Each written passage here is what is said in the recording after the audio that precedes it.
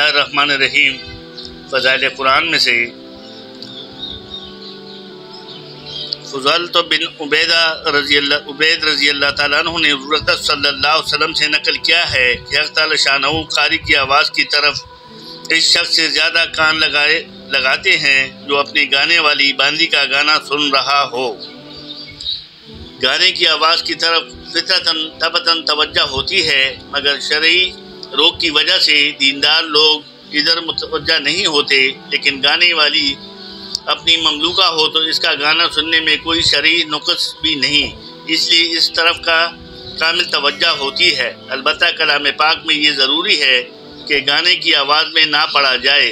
احادیث میں اس کی ممانعت آئی ہے۔ ایک حدیث میں ہے، یعنی اس کا ترجمہ ہے، اس سے بچو کہ جس طرح عاشق غزلوں کو آواز بنا کر موسیقی قوانین پر پڑھتے ہیں، اس طرح مت پڑھو۔ مشاعر نے لکھا ہے کہ اس طرح کا پڑھنے والا فاسق اور سننے والا گناہگار ہے، مگر گانے کے قواعد کی رعایت کے بغیر خوش آوازی مطلوب ہے۔ حدیث میں متعدد جگہ اس کی ترغیب آئی ہے۔ ایک جگہ ارشاد ہے کہ اچھی آواز سے قرآن شریف کو مزین کرو، ایک جگہ ارشاد ہے کہ اچھی آواز سے کلام اللہ شریف کا حسن دوبالا ہو جاتا ہے۔ شیخ عبدالقادر جیلانی رحمۃ اللہ علیہ اپنی کتاب غنیہ میں ارشاد فرماتے ہیں کہ عبداللہ بن مسعود رضی اللہ عنہ ایک مرتبہ کوفے کے نواح میں جا رہے تھے کہ ایک جگہ فساق کا مجمع ایک گھر میں جمع تھا۔ ایک گویا جس کا نام زازان تھا گا رہا تھا اور سارنگی بجا رہا تھا۔ ابن مسعود رضی اللہ عنہ نے اس کی آواز سن کر ارشاد فرمایا، کیا ہی اچھی آواز تھی اگر قرآن شریف کی تلاوت میں ہوتی، اور اپنے سر پر کپڑا ڈال کر گزرتے ہوئے چلے گئے۔ زازان نے ان کو بولتے ہوئے دیکھا، لوگوں سے پوچھنے پر معلوم ہوا کہ عبداللہ بن مسعود صحابی ہیں اور یہ ارشاد فرما گئے ہیں۔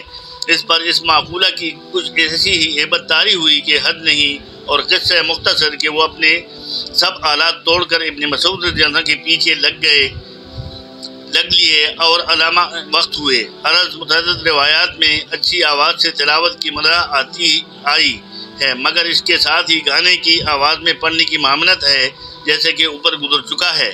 حذیفہ رضی اللہ عنہ کہتے ہیں کہ حضور صلی اللہ علیہ وسلم نے ارشاد فرمایا کہ قرآن شریف کو عرب کی آواز میں پڑھو، اشبازوں اور یہود و نصارہ کی آواز میں مت پڑھو۔ ان قریب ایک قوم آنے والی ہے جو گانے اور نوحہ کرنے والوں کی طرح سے قرآن شریف کو بنا کر پڑھے گی، اور تلاوت ذرا بھی ان کے لیے نافع نہ ہوگی۔ خود بھی وہ لوگ فتنے میں پڑھیں گے، اور جن کو وہ پڑھانا اچھا معلوم ہوگا ان کو بھی فتنے میں ڈال دیں گے۔ طاؤس رحمۃ اللہ علیہ کہتے ہیں کہ کسی نے حضور صلی اللہ علیہ وسلم سے پوچھا کہ اچھی آواز سے پڑھنے والا کون شخص ہے؟ حضور صلی اللہ علیہ وسلم نے ارشاد فرمایا، وہ شخص جب اس کو تلاوت کرتے ہوئے دیکھے تو محسوس کرے کہ اس پر اللہ کا خوف ہے، یعنی اس کی آواز میں مرغوب ہونا محسوس ہوتا ہو۔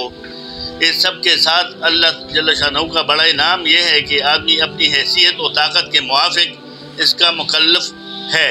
حدیث میں ہے کہ حق تعالیٰ سبحانہ تقدس کی طرف سے فرشتہ اس کا کام پر مقرر ہے کہ جو شخص کلام پاک پڑھے اور کما حق اس کو درست نہ پڑھ سکے تو وہ فرشتہ اس کو درست کرنے کے بعد اوپر لے جاتا ہے۔